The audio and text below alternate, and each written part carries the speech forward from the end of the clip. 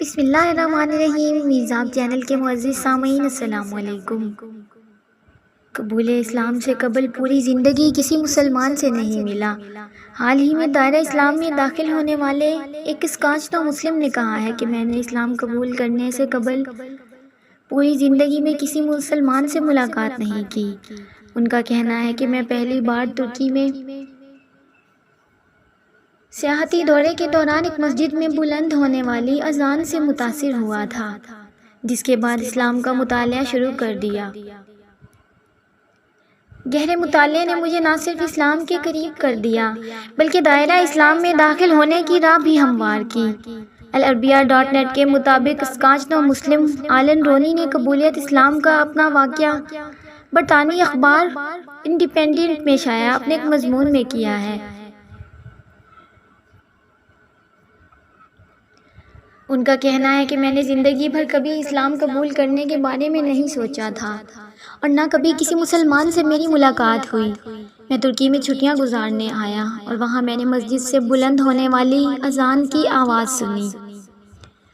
اذان کی آواز میں اتنی کشش تھی کہ اس نے مجھے اسلام کے بارے میں مطالعے پر مجبور کر دیا، جس کے بعد میں نے 1.5 سال تک مسلسل اسلام کا مطالعہ کیا، یہاں تک کہ مجھ پر اپنی حقیقت واضح ہو گئی۔ اپنے مضمون کے آغاز میں رونی لکھتے ہیں کہ میں درمیانی عمر کا ایک اسکاچ مسلمان ہوں۔ پوری زندگی میں نے کبھی کسی مسلمان سے کوئی ملاقات نہیں کی، اس لیے میرے لیے یہ سوال نہایت اہمیت کا حامل تھا کہ میں اسلام کیوں قبول کر سکتا ہوں۔ یہ سب کچھ ترکی میں تعطیلات کا ثمر تھا کہ مجھے اسلام کی حقیقت کو سمجھنے کا موقع ملا۔ یہ میری خوش بختی ہے کہ ترکی میں گھومتے پھرتے میں اذان کے وقت ایک مسجد کے قریب تھا۔ اذان نے میرے اندر ایک ہلچل پیدا کر دی جس نے مجھے اسلام کے بارے میں سوچنے پر مجبور کر دیا۔ میں ترکی سے اسکاٹ لینڈ کے شہر اینفیرنس پہنچتے ہی ایک مقامی کتب خانے میں گیا اور قرآن کریم کا انگریزی ترجمے پر مشتمل قرآن کا نسخہ خریدا۔ واپسی کے سفر کے دوران میں اللہ سے اپنی منزل کے بارے میں مدد کی دعائیں کر رہا تھا۔ میں نے بہت غور و خوض کیا۔ قرآن پاک میرے لیے ایک جھٹکا ثابت ہوا تھا۔ میں نے قرآن کا مطالعہ کیا، اس نے میری آنکھیں کھول دیں، کیونکہ قرآن کریم میں نفس انسانی کے بارے میں گراں بہا معلومات تھیں اور ایسے رازوں سے پردہ اٹھایا گیا تھا جس نے میری آنکھیں کھول دیں، جن کے بارے میں حضرت انسان حیران رہ جاتا ہے۔ قرآن کا مطالعہ کرتے ہوئے میرے اندر تبدیلی پیدا ہونا شروع ہو چکی تھی۔ میں نے قرآن کریم کو 3 بار مکمل پڑھا اور ہر بار میں پہلے کی نسبت زیادہ آگاہی حاصل کرتا گیا۔ رونی کا کہنا تھا کہ میں سوچتا ہوں کہ اگر میں مسلمان ہو گیا تو کیا میں دوسرے لوگوں سے بالکل مختلف دکھنے لگوں گا؟ میں دوسروں سے منفرد لباس زیب تن کروں گا اور کیا میں دوسروں سے منفرد بات کروں گا؟ میرے دوست، میرے احباب میرے بارے میں کیا سوچیں گے؟ ان تمام سوالات سے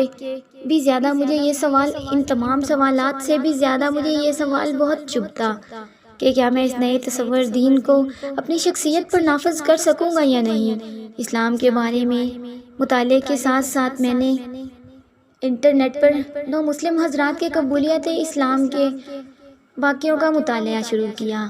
مجھے کوئی بھی واقعہ دوسرے سے مماثل دکھائی نہ دیا، کیونکہ قبول اسلام کا ہر ایک کا اپنا منفرد سفر تھا، مگر جو چیز ان میں مشترک تھی وہ یہ کہ ہر ایک نے اسلام کو شعوری طور پر قبول کیا اور باریک بینی سے مطالعے کے بعد دائرہ اسلام میں داخل ہوئے۔ نیز ہر نو مسلم کو میری طرح کے احساسات اور جذبات کا سامنا کرنا پڑا تھا۔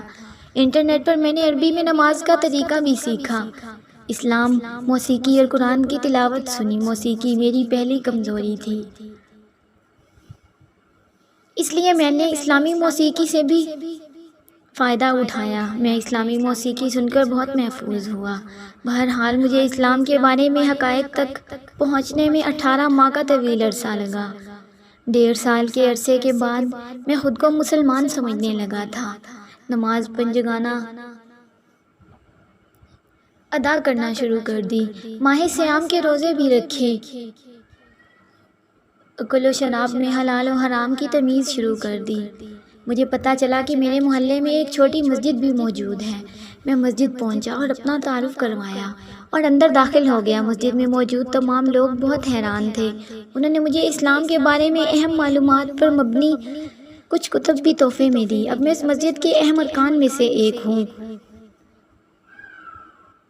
دوستوں، امید ہے آپ کو رونی کی یہ قبول اسلام کی چھوٹی سی موٹیویشنل سٹوری پسند آئی ہوگی۔ اگر آپ کو ویڈیو اچھی لگے تو اسے لائک اور اپنے دوستوں کے ساتھ شیئر لازمی کریں، اور اگر آپ میرے چینل پر نئے ہیں تو چینل کو سبسکرائب کریں اور ساتھ میں لگے گھنٹی کے بٹن کو ضرور دبائیں تاکہ ہر نئی ویڈیو کا نوٹیفیکیشن آپ دوستوں تک سب سے پہلے پہنچ سکے۔ ملتے ہیں ایسی ہی کسی اور سٹوری میں، تب تک کے لیے اپنا خیال رکھیں اور دعاؤں میں یاد رکھیں۔ اللہ حافظ۔